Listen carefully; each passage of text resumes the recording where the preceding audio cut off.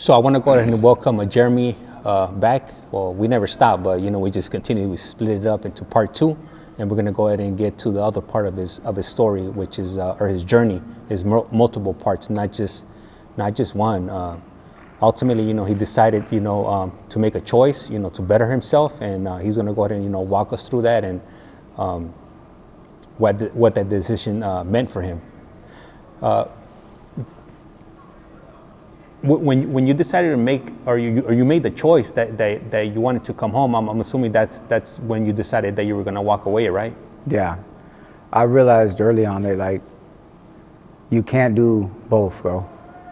There's no way that I was gonna ever stay out of trouble long enough on the main line to actually earn my way out. And that's the only way a lifer ever gets out, is if you earn your way out.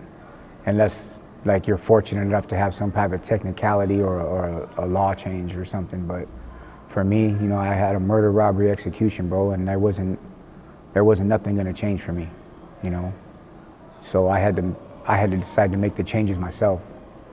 And I'm not gonna lie, bro, it was hard. There's a lot of ego and pride involved, and it was also a lot of fear, of letting go of what I knew for something that I didn't know, for a hope that maybe it would pan out. You know what I mean? And I honestly don't believe if I would have ever seen my homie Taco walk out of that door that day, that I would ever believe that it was possible, and I would probably still be in there. You know what I mean?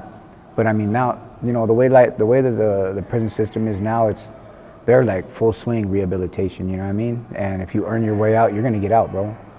So, I still struggle with it. I think, well, not really struggle. That's a little hard. I would say more I still think about it from time to time. Damn, I wonder what them fools think of me, or whatever. But in the grand scheme of things, I realized a long time ago, man, that opinions, bro, or like assholes, bro. Everybody has one, and most of them stink. So, I chose to better myself. I chose to do what was necessary for me to get out of prison, and and I never looked back, bro. Once I let go, I let go. I mean, I still have some old friends that reach out, that they're happy for me, bro, and that lets me know, bro, that I made the right decision, not just because of their opinion, but if they could reach across the aisle like that and be on some man, I'm glad to see you're doing well, man. Because, I left my neighborhood on good standings, bro. There wasn't nothing that they could say that I did wrong. You know what I mean? And I wasn't in there telling on people and debriefing on people, none of that, bro. I got caught up in some political shit that wasn't of my doing, and it was right around the time that I chose to go home, and I was like, man, you know what? I'm just gonna go, bro.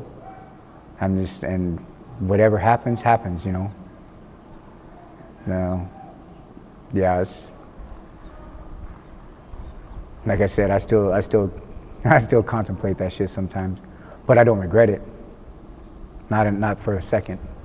I wouldn't be sitting here talking to you today if I hadn't. You'll be eating some old bologna sandwiches, peanut butter sandwiches. Wish sandwich. Wish I had something other than peanut butter and bologna. You know what I mean? But yeah, for reals though, man. If I didn't, I would be sitting here doing this interview with you over the phone. Yeah. And it's a trip because a lot of events that happened, if they would have never happened, if we would have never made these connections, if my friend would have never decided to, to walk away, he would have, who knows where he would have been at, Yep. Probably would have had a life sentence. And like I told them once, I was like, what would you rather tell your mom? Would you rather tell her that you walked away from the gang and that you dropped out, or that you got a life sentence now because you decided to, up the ante and take somebody else's life? I was like, I think your mom should probably It's a no-brainer. Your mom's gonna. She don't care if you don't gangbang. Yeah. That shit don't mean shit to her. That don't mean nothing. I was like, you mean the one that's been there for you, throughout your whole bit has been her. She's the one that's putting money on your books. She's the one that's picking up your phone calls. She's been there since you were in the halls and in YA and now in state prison. So if she's good with it, then you should be good with it. If she could live with it, then you should be able to live with it. It's an easy decision when you look at it like that. Yeah, I was like, I don't know, like a lot of my time that I did it pretty much by myself. I didn't really have too much family involvement. Like, you know how the homie shit goes. Like after you're gone for a minute, they don't remember you, bro, unless you happen to call somewhere that they're at. You know what I mean? And it's a matter of what do you place value in? Do you place value in your life and your potential, or do you place value in somebody else's opinion of you over something that you've done that wasn't cool in the first place, bro? You know what I mean? And earlier on when we were talking on part one, you had mentioned that you lost a lot of your family members, and that you only have like one or two living family members. Would you mind sharing some of that? And when you say lost, you're talking about that they passed away. You know what I mean? Like me and my mom, like we never really had like a close relationship. Like I said before, she left me with my grandparents until I was almost 9. And then, I guess the situation after that until I was like a 15, 16 was like, I could say rocky at best, bro. You know what I mean? Because of the guy she chose to marry. But, I went through like severe physical abuse, emotional abuse, all that, I mean, the same thing that a lot of us do, but, I was just a little different. I was hardwired a little differently I wasn't putting up with that shit. When I got big enough to stand up for myself, that's what happened. I stood up for myself, got into some fist fights with them, and I finally got to the point to where I was so tired of it that I told him, man, if you ever touch me one more time, I'm gonna kill you in your sleep, bro. And he believed it, and I meant it, and that was when he put me out. And that was when one of my friends from school, he was from the neighborhood, his family allowed me to move in with them, bro. And, thank God that they did, because I don't know what would have happened to me after that, or had I not had somewhere to go. But at the same time, it also introduced me, it put my already criminal mentality into overdrive through the lens of a gang and the lens of like street terrorism and just like the maximum amount of damage I could do, or the most fear I could pump into people. That's what I did. You know what I mean? And I'm not in no way trying to glorify it. If anything, I'm ashamed of that, bro, because, not only did it cost me 30 years almost of my life, it cost somebody else. It cost Sammy Sanchez's life, man. And, I created countless victims, bro, that people that I'll never even know that I affected their life. And, that's my motivation now, to do everything I can within my power to honor those victims through a living amends. To people that I can't personally apologize to, I can just choose to live a better life in honor of them. You know what I mean? And how long did it take you to realize that there was other victims besides the person that Sammy's? Man, I didn't even really contemplate none of that, man, until like I was pretty far along into my recovery and like into the groups and stuff like that, to where like they teach you like the ripple effect, bro. You throw a pebble in the pond and you see all these ripples that just reflect out. That's the same thing as your crime is that pebble. Bam, you throw it in there and it affects not just that person, but that people's people, to whoever has to respond to it, to the community that you're living in, to society as a whole. It erodes the society as a whole a little bit more each time. You know what I mean? And like, that's that, if you think about that, man, and if I think about all the things that I did and how many ripples I created, that's That's like an exponential amount of victims, bro, that I could never put a number on, never. You know what I mean? So because I can't make a direct amends to them and, you know, or do something to directly affect their lives in a positive way, then I just choose to live my life in a fashion to where I can affect everybody's life in a positive way around me. And maybe one of those ripples will reach them in a way, you know? Yeah. I want to take you back to the day that you were picked up. You had mentioned that you were on the run for some time before they were actually able to. Yeah, I committed my crime when I was like 17, bro.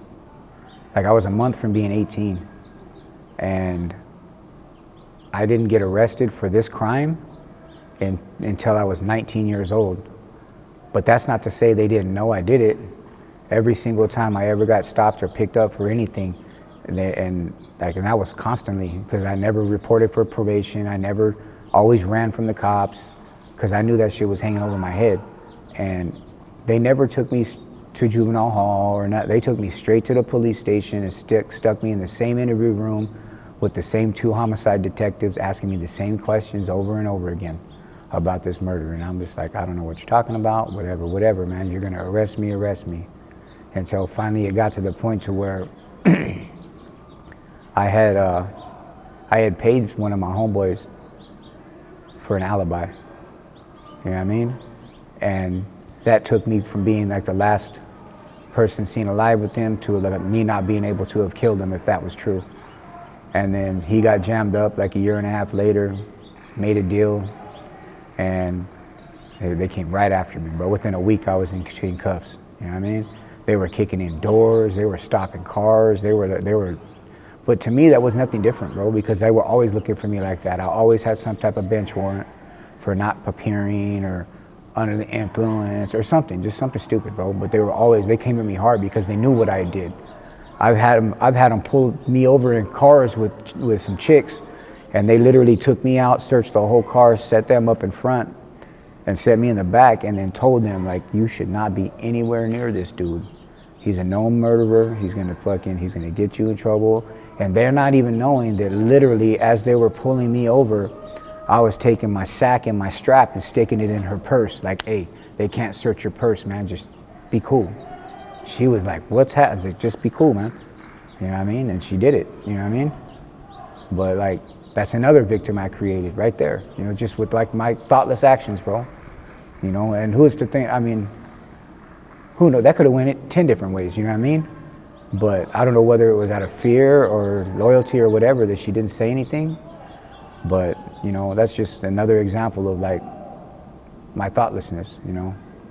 And I never thought twice about doing something. To me, that was small. That was like an insignificant occurrence to me, like whatever. I expected you to do that if I asked you to do it. You know what I mean? And that was like, who thinks like that, bro? Like, I'm just gonna make you do something? Like, against your will? That's not cool, man. You know what I mean? That's like terrorist shit, bro. I'm making you do something. Like, come on now. You know? And you mentioned earlier that your homeboy, you know, he gave you up, you know, for I guess I'm assuming for a lighter sentence. Yeah, they were gonna strike him out, and they were threatening to strike him out. So he admitted to providing me with a false alibi, and that was the last thing they needed. That was the only thing that was keeping them from arresting me because they couldn't get around that. You know, and yeah, you know. I'm not gonna lie. I mean,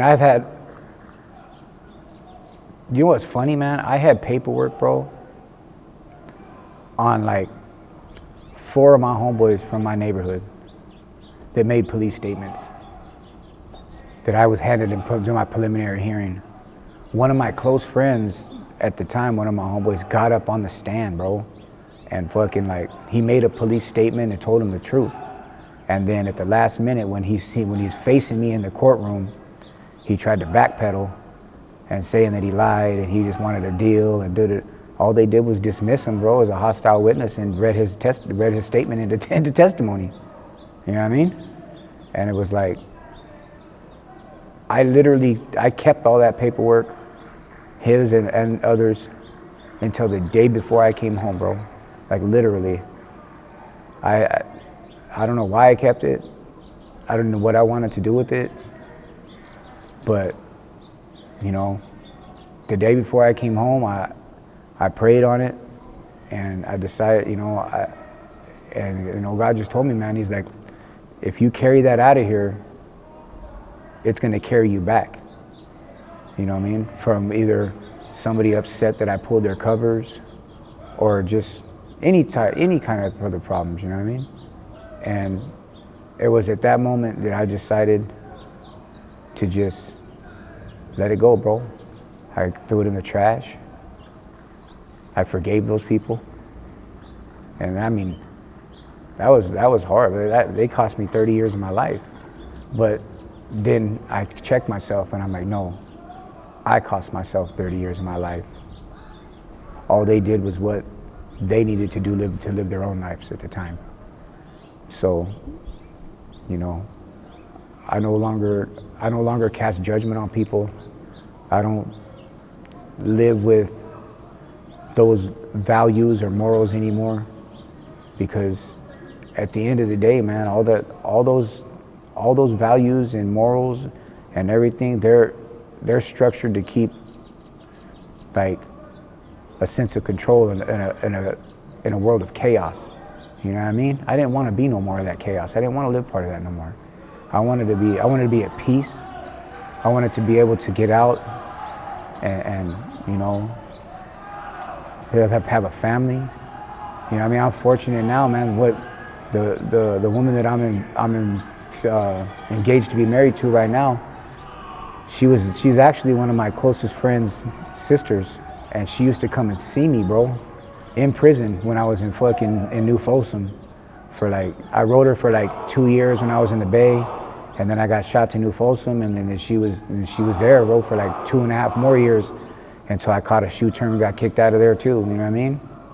And, you know, had I not gotten into trouble, who knows what would have came of that. I might have not had to leave, and we might not have parted ways, you know what I mean? But, you know, I was fortunate enough for her to find me, bro. When I got out, she see me on Facebook, and she reached out, and man, I'm telling you, man, that woman right there, she's my reason, bro. Like, for reals. Yeah, she is. I love her. Man, everybody loves a love story. That, so that's for good. sure. I'm glad you know, everybody deserves some love. So, you know, I'm sure you know, she completes you. Yeah, for sure. That's what she does. She grounds me, bro. Yeah. Because I know everything, every decision I make, every action I take directly impacts her and her daughter, you know what I mean? And, you know, she's had enough heartache and heartbreak in her life. I'm not gonna add to that, bro. You know what I mean? I mean, I don't know. I always tell her I love you more, but I don't know. I really honestly don't, bro. Because I mean, she's seen me at my worst, bro, and she stuck around, and now, you know, she's reaping the benefits of that. But I'm also reaping the benefits of her patience. You know what I mean? Yeah, relationships are not easy. You know, you might see those relationships, those picture perfect relationships on TV and Instagram, but you know, it's all a facade. You know, everybody has their ups and down moments, and they get into conflict. It's just all about how to overcome them and resolve those issues before they become something bigger.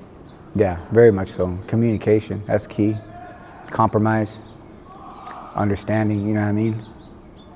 I get it, you know what I mean? I spent so much of my life unwilling to compromise or not interested in understanding, you know what I mean? And man, in retrospect, man, I wish a long time ago I would have had that aha moment and woken up, man, because man, life is so much better, man. Like, I'm at peace, bro, like for reals. And I had never known a moment's peace in my life. You know what I mean? Or just, I didn't understand what love was, or how to actually love somebody or be loved, you know what I mean? And, you know, Now I do, and I appreciate it very much. I value it, and I'm willing to protect it. Did you, when you were in prison, did you ever hear birds chirping like that? How they're chirping right now? No, you heard maybe some seagulls on some squawking. You know what I mean? But a bird, there's no trees, bro. Where the bird's gonna live? You know what I mean? Yeah, that's definitely music to my ears right there. Just shit. Now, man, my girl she always clowns me. She's like, because I never want to be like home, like stay. Like if I'm in the house, if I'm not doing something that I need to be there, I want to be out. Let's go do something. Let's go do this. She's like, you don't like to just be sitting. I'm like, man, I spent 30 years almost sitting in one spot, living within a fucking 100-yard radius. If I want to go to the beach, I will go to the beach. Let's go to the movies, or let's do something. You know what I mean? Let's go eat dinner. You know what I mean? Yeah, it's cool though to have that choice, man. I never thought I would have that choice. You know what I mean? To be told when I can shower or what time dinner is, you know what I mean? And you can't have nothing between then unless you buy it yourself. Or when you, it's like, yeah, life is good, man. And if you look back at everything, you know, you made a choice. You know, you took somebody's life, and it sent you to prison for a very long time. At one point, you're destined, you know, to never leave prison. You know, leave prison in a body bag. And then you made another decision to change and walk away from that life, and that led you to here, where we're at now. Yeah, for sure it did. I mean, none of this would have been possible at all had I not chose to take those steps, bro. Because, like I said, you're not gonna earn a parole date on a main line unless a law changes in your favor or something like that with a life sentence. You're just not. Because you're not going to be allowed to stay out of trouble long enough, you know. And man, how many people did you ever see parole from mainline with a case like yours? Not one. Not one, bro. Not one. I think the dude that I seen walk out of there, the first one was a 3-striker. You know what I mean? It wasn't a murderer, you know. And then like, I had a fucked up murder, bro. Like, I had a murder, robbery, execution. So literally before the SB 260 passed, and they weren't allowed to no longer hold great weight for the severity of the crime and my culpability, like I would get an automatic dismissal and denial for that fact alone. You know, I mean, and they're like, I can't think of a more heinous way to kill somebody than to shoot them 4 times in the head from a foot away. And they're right. They're absolutely right. You know, that was, man, that was a horrible act right there, man. That was me at my lowest, you know, and I regret everything about that day, man. I regret opening the door to when my homeboy knocked on it, to I regret making the decision to agree to it and then to pulling the trigger. You know what I mean? I could have made so many different choices that would have altered that course of that day. But instead, out of like fear of either retribution or self-preservation, I chose to just go along with the flow. You know what I mean? And I didn't value my own life, nor the man that whose life I took. You know, I was never really taught to value life, because, like I said, my life was fucked up, bro, from an early age. I mean, granted, when I lived with my grandparents and my uncles, I was treated very well. You know what I mean? I was, you know, raised right, whether they were involved in the criminal element or not. Like, and I witnessed it or whatever, but I wasn't abused and I was loved. You know what I mean? But once I decided to move back in with my mom and my stepdad, and yeah, that right there was the worst, probably the choice. And I was 9 years old, bro, so, you know, I can't fault my 9-year-old self for wanting my mom, you know what I mean? But had I been able to look back on it now, I would have wished with all my heart, I wouldn't have made that choice, because my life would have turned out completely different.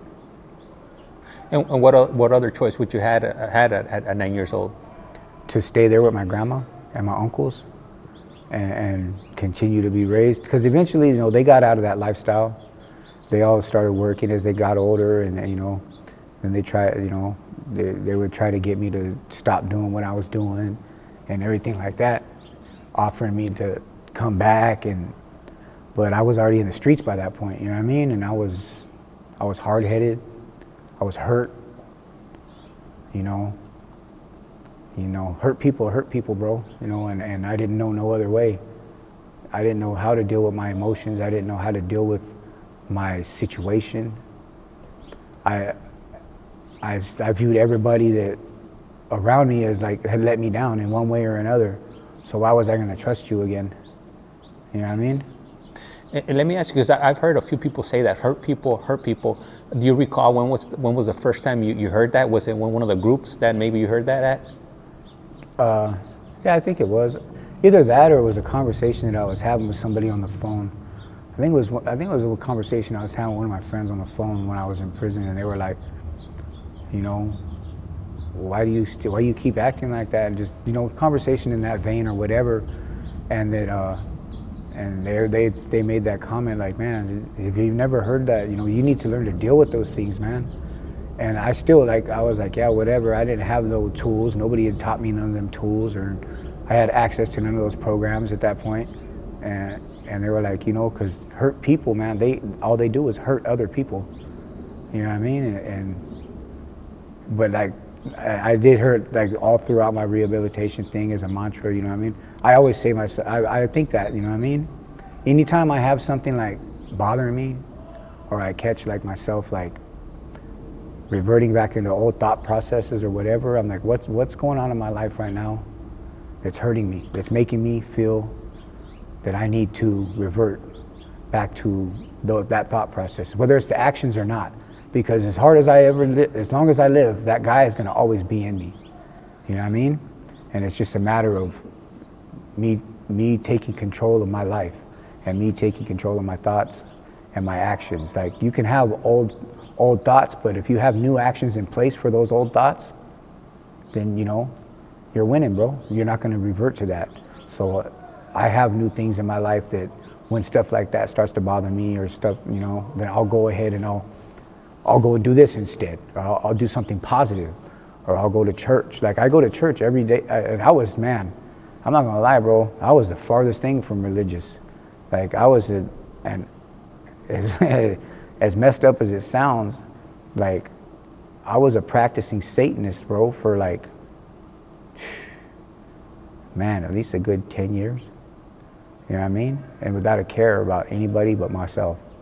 You know what I mean? And, you know,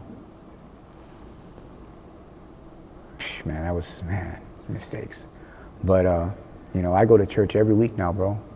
I truly repented for my actions, you know, asked God's forgiveness, and I felt it. Like, I feel it every day in my life, bro, with the blessings that I have with my family, my friends, my girl, just my job.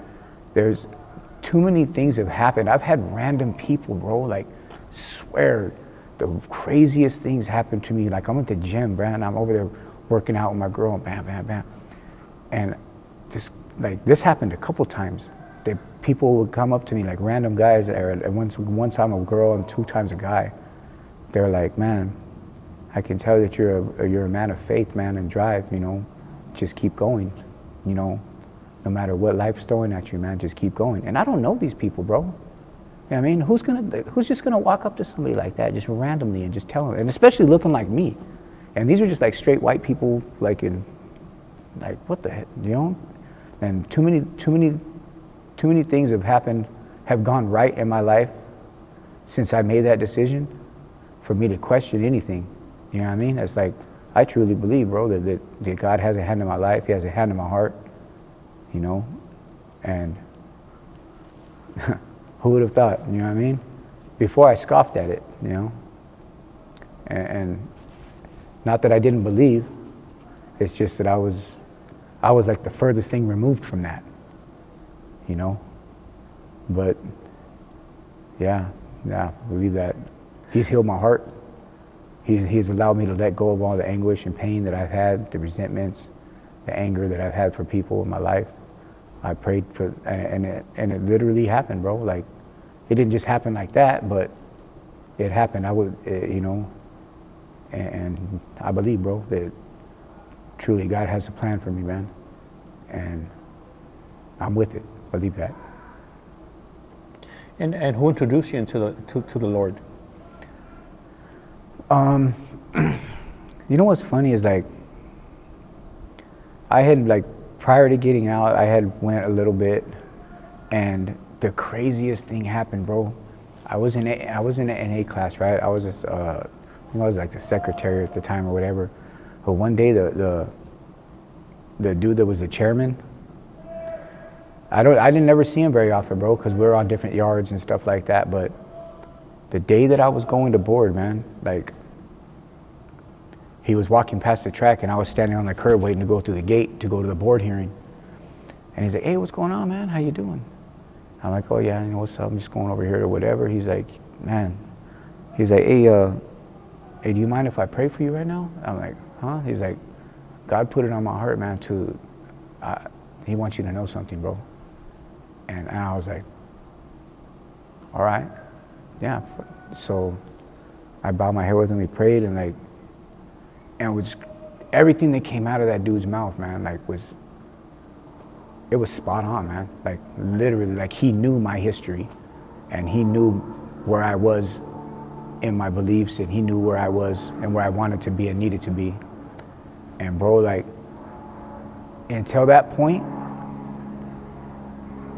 I had never ever shed a tear over anything that I had ever done to anybody, bro. You know what I mean?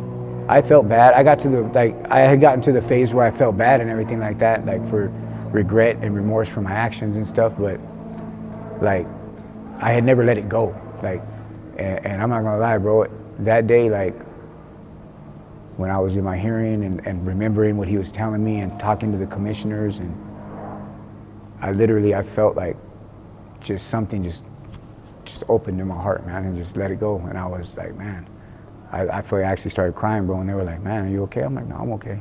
You know, these are good tears, man. I needed these for a long time. You know what I mean? And then after that, I just started going, man. And then when I got out, it was weird how I got involved with the church when I was in Whittier, but I wanted to get some ink put in my neck.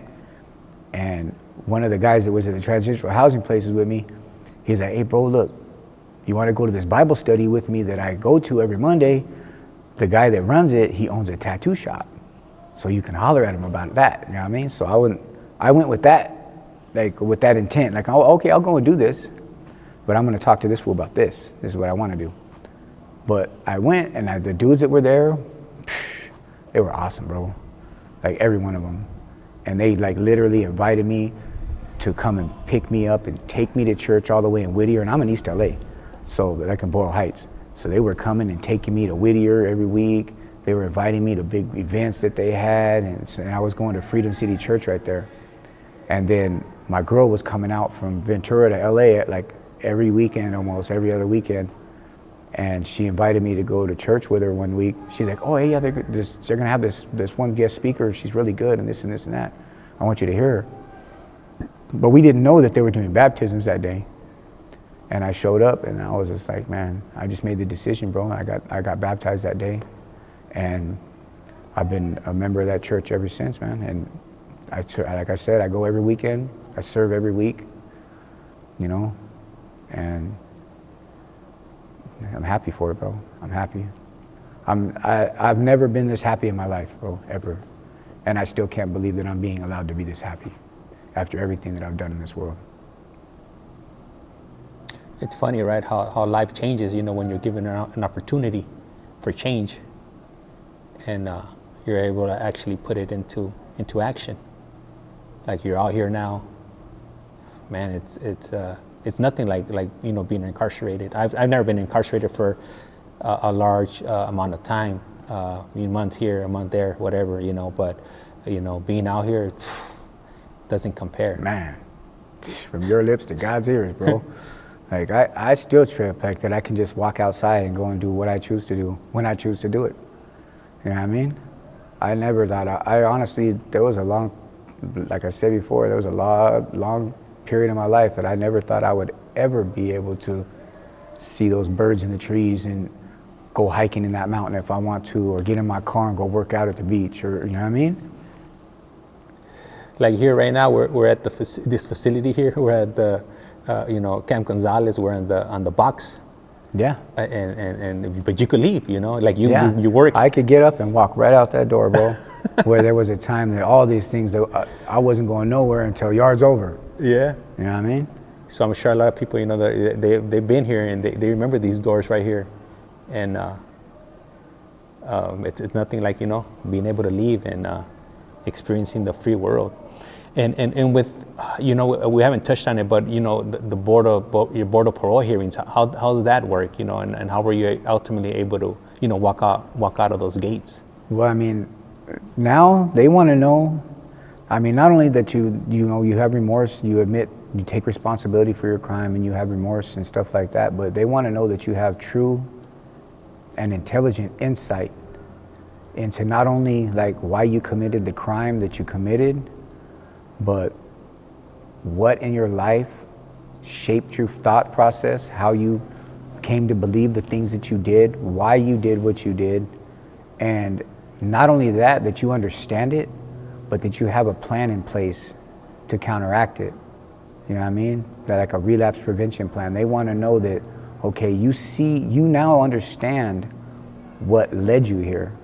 And should you see those things rise up again in your life, what plan do you have in place to keep that from happening?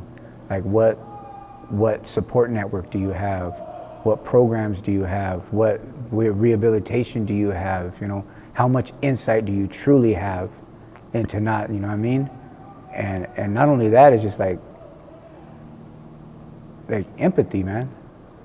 They want to know that because I lived that vast majority of my life with no sympathy or empathy or nothing for nobody, bro. Nobody, I didn't care about anybody but myself, man. You know what I mean? But now I honestly, I consider other people's feelings, how my actions or my thoughts might affect them, and am I gonna be okay with that? And unless it's something good, no. The answer to that question is no. You know what I mean? I'm no longer okay with just running over somebody's free will, because everybody has a right to be respected and be valued as a human being, bro. You know what I mean? And I didn't have no self-respect or value for my own life, so I never know how to value anybody else's either. You know what I mean? And it wasn't until I was able to discern that and actually wrap my mind around it that I was able to be at peace with everybody around me. Not just with just like even enemies, like fools that I would have just lit up on sight. Now I got fools that are like northerners and stuff that are cool as hell. Some black dudes that I know that are cool as motherfucker, bro, that I would have never considered even fucking with before.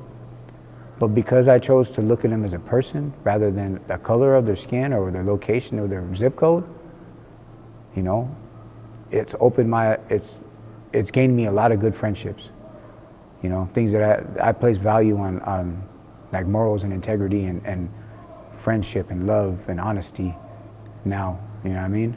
More so than before. I only valued what I could get out of knowing you.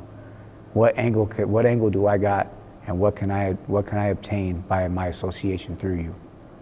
You know what I mean? And I don't think that way no more. I just don't, That led me to prison.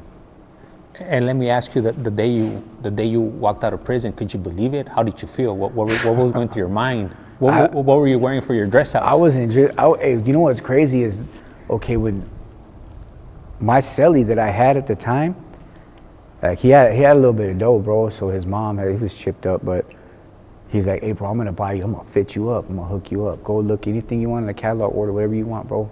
And my mom was gonna send it. And I'm like, really? He's like, yeah, I'm on a trip. So he's like, yeah, I just got a couple. He's like, nah, fool, come on, man, get that shit. So I was like, fuck it. So we ordered it, and then fucking the way that their shipping was right there, and I think it was Walking Horse that I ordered it from. Unless you have a definitive date, they won't, and you have to get it sent like 30 days before that date, they won't ship it. So I didn't have a definitive date until 5 days before I walked out of there.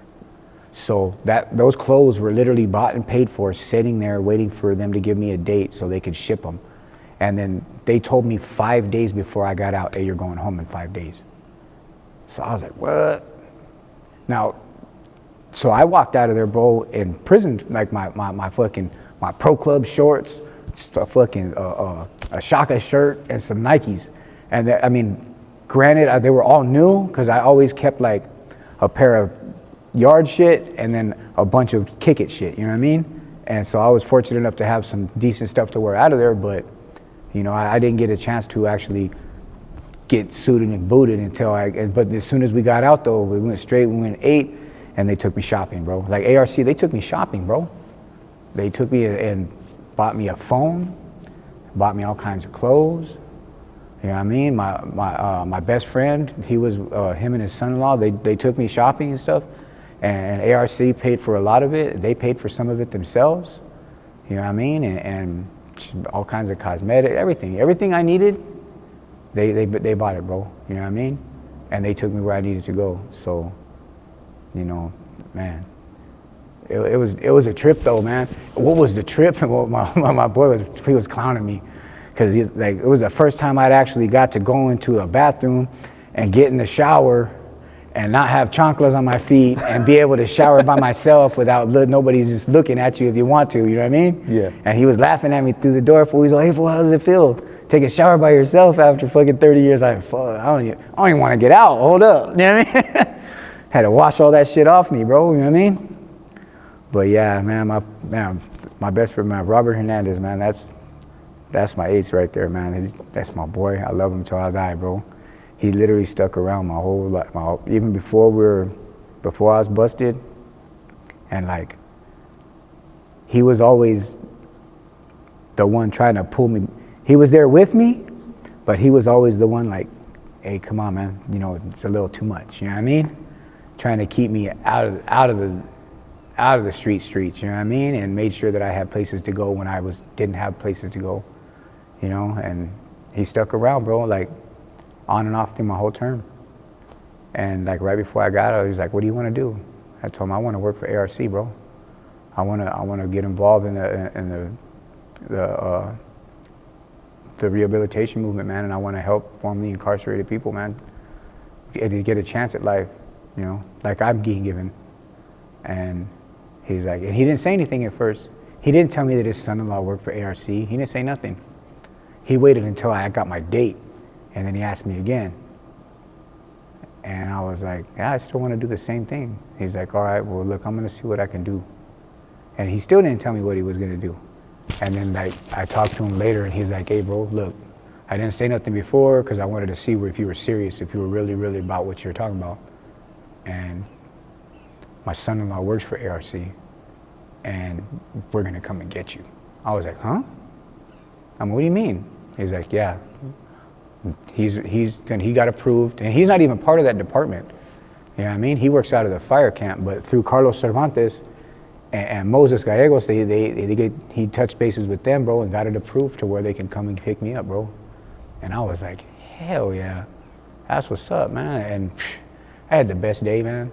They literally came and got me. I was like 7:30, 8 o'clock in the morning. By the time I drove, it was weird though, driving through the gate, like, cause you know how when you're going in and out and you're in the van and you're locked, shackled and everything like that. Yeah. And you know, okay, I'm going to another one, or I'm going back into this one. And then to know that I was not cuffed up, my stuff next to me, like, and I was leaving that place for the last time, bro. And I made myself a promise that these people will never get another day out of me ever again as long as I live. I will never do anything to ever put me back here. You know what I mean? And I plan to keep that promise. But yeah, they took me all over fucking LA. We went to Los Cinco Puntos right there in Boyle Heights and smacked some fucking tacos y chicharrón. Then we went from there we went and ate in fucking a TGI Korean barbecue and ate myself into a stupor. I was like, oh, the meat sweats. And then we went from there, we went to Dockweiler Beach because ARC, the Actors Guild, the Actors Gang, they were having a big bonfire right there. So we went down there, and the guy, Robert Chavez he's like the director right there of the Actors Gang. He's like, come on, man, take your shoes off, bro. And I'm like, man, I ain't had my shoes off outside in fucking 30 years, bro. And he's like, just come on, put your feet in the sand, man. And like, he was on me, bro. Like, we were there for like a good hour, and he was on me. So I was like, all right, fuck it. He's like, come on, let's take a walk. And then he's like, here, let's go down to the water. He's like, here, roll your pants up, man. Let's go into the water. I'm like, I'm cool, man. I'm not gonna go. He's like, come on, man. He's all, this is your first day out, man.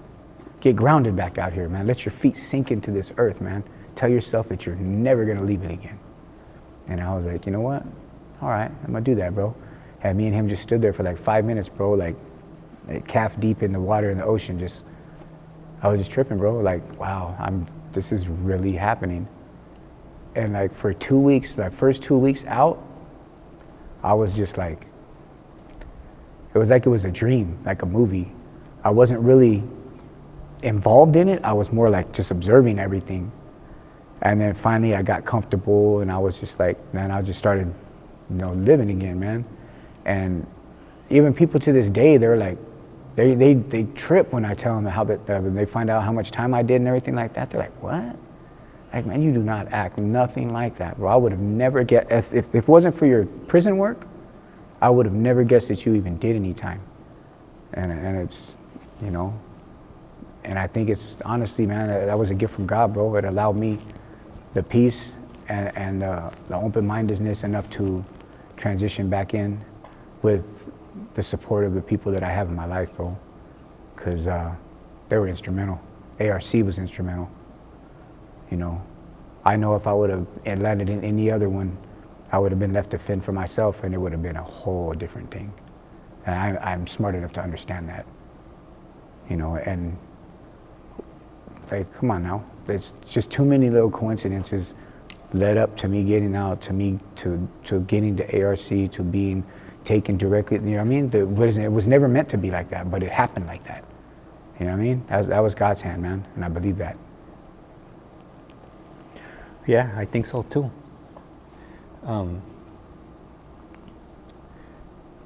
And to switch it up from prison, because we've been talking about prison and your street life.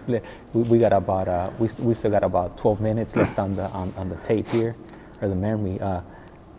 Let me ask you, what are your all-time 3 favorite movies?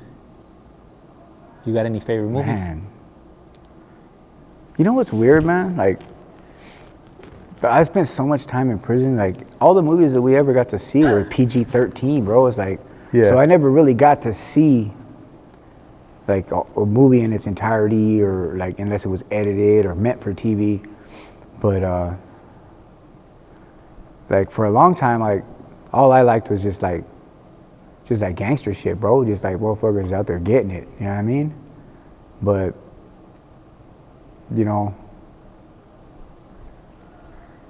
I don't know if it was as a product of my environment or if it was just my taste. I can't say, but I've been watching a lot of different things now. I like a lot of fantasy stuff, a lot of like Game of Thrones and stuff like that, or I like the comedy. I like anything to make you laugh, bro.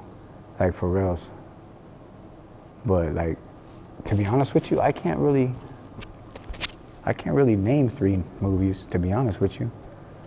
I never really got to watch that many good movies in prison.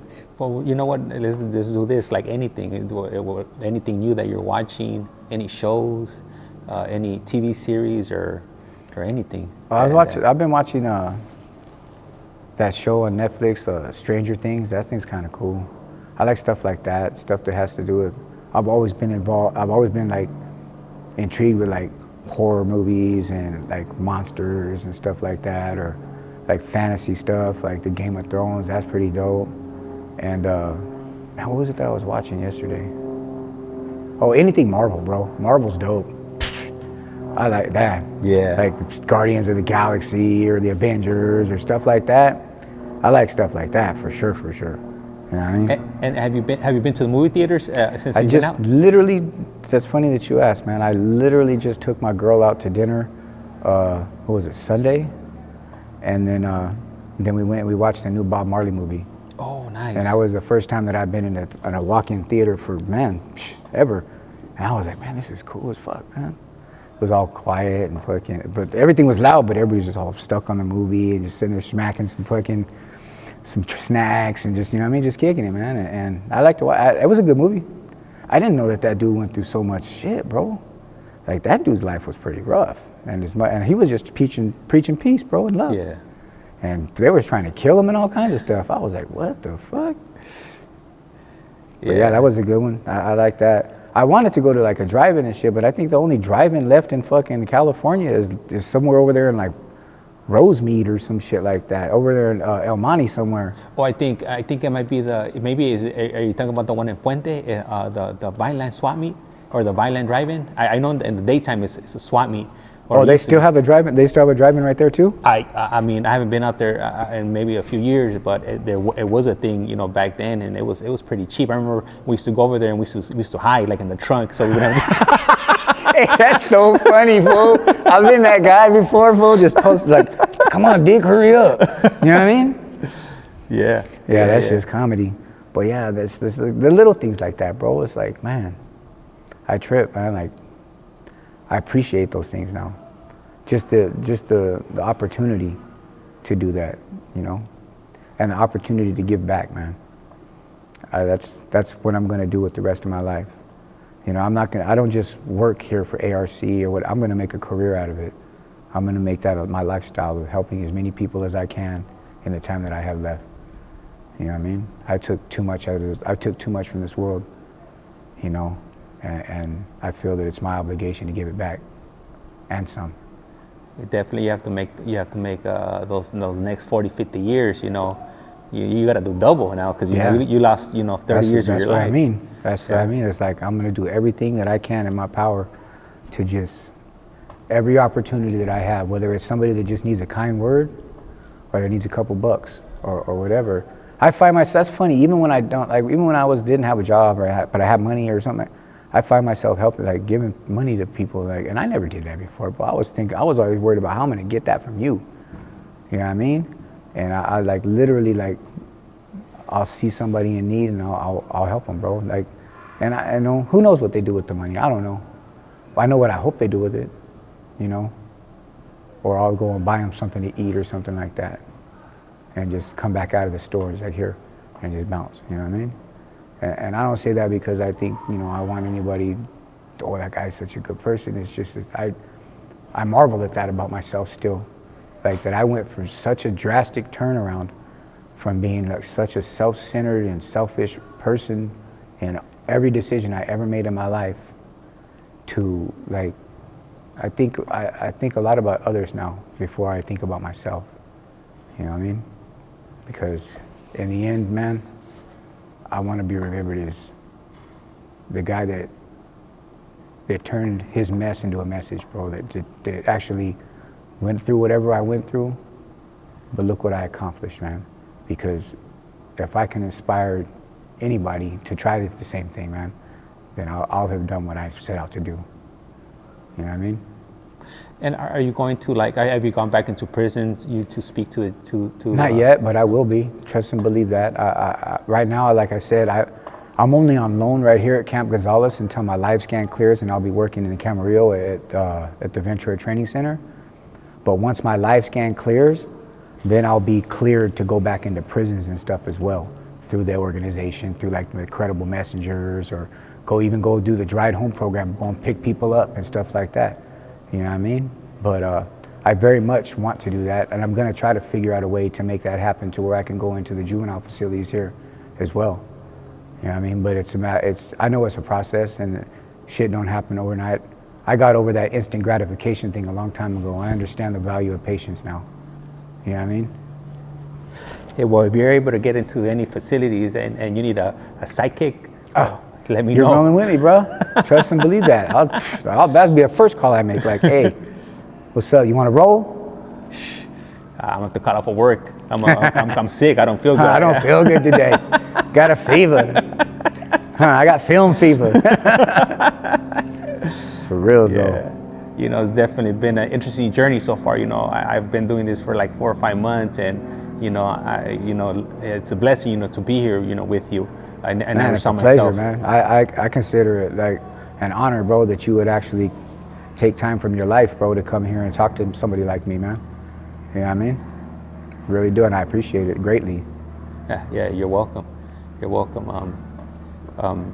You know, I've been around people like yourself. You know, I grew up in I'm originally from Los Angeles, and you know, fortunately for me, you know, I never went down that route. You know, hurting people and things of that nature. But, you know, I was definitely around it. You know, a lot of my friends, you know, went through the system and went through the halls, YA, things of that nature. And you know, I would always, you know, go above and beyond as a friend, you know, to reach out to them, to, you know, write letters, send them magazines or whatever, you know, whatever little things I could do, you know. Just for sure. I do that for my little brother now to this day, you know what I mean? And a couple of my friends, just because I know, man, the importance of, like, having that connection, man. Feeling like that you're still valued as a person, even though you're locked up like an animal. You know, that means a lot. It does. Yeah, man. Well, hopefully, you know, you get some good news on your brother, because you said he's going to be going back to court soon, right? Yeah, they put in what's called a Miller motion or something. No, not a Miller motion. Franklin? No, not the Franklin either. The law that passed, the case, the case law is called Padilla versus the People. And the dude, he had got back originally into the court system through a Miller motion. But while that was happening, some laws changed, and he was able to exploit those laws to where it allowed him to get his conviction or whatever directed his direct order transfer back into the juvenile courts for resentencing. So he got to go back as an adult and get resentenced as he should have been originally as a juvenile. You know what I mean? And walked out of there. Right now, I got one of my old homeboys. He's right there in the county jail right now. On the same dude that filed his paperwork that got him back is in the county jail right now, getting ready to go through that and get out. Did the same thing for my little brother, bro, free of charge. You know what I mean? That's huge. Yeah, and I went down and shook the day that he had a court hearing. I went down there with my buddy John, man, and just to shake that man's hand, man. Like, thank you, like, for reals, thank you. You know what I mean? He's my little brother. He's still sitting there too. He's like, man, I don't want to get my hopes up too much, but. And I was like, bro, listen, just if it's meant to be, it'll be, man. But just continue doing what you're doing, and just know that what you're doing is the right thing, man. And you know, God will open those doors for you. And trust and believe. I was talking to that guy myself, and he's like, look, there's nothing different with his case than any of the other guys' cases that I've seen. And I've seen like 90 of them get back in through that way, and not one of them has been shot down. Yeah. And I was like, all right, you know, it's just a process now, you know, the court system. And let me ask you, if somebody, you know, is watching this and you know, they want to reach out to you, do you have any way of them, you know, reaching out to you either through like social media, email, or anything that you want to, any type of... Yeah, you could find me on Instagram or Facebook, you know, free at last, you know what I mean? Yeah, if anybody is legitimate, you know, legitimately wants to change, and I can help facilitate that in any way, I'm more than willing to do so at any time, you know what I mean? You know, just understand, you know, just don't hit my shit just to blow me up either, you know what I mean? If you're real about what you want and you're changed, then I'm real about helping you. All right, and then if you provide me with that information, I'll go ahead and add it to this video. And once again, I want to go ahead and thank Jeremy, you know, for taking time out of his day, you know, to speak to me here. And man, thank you, man.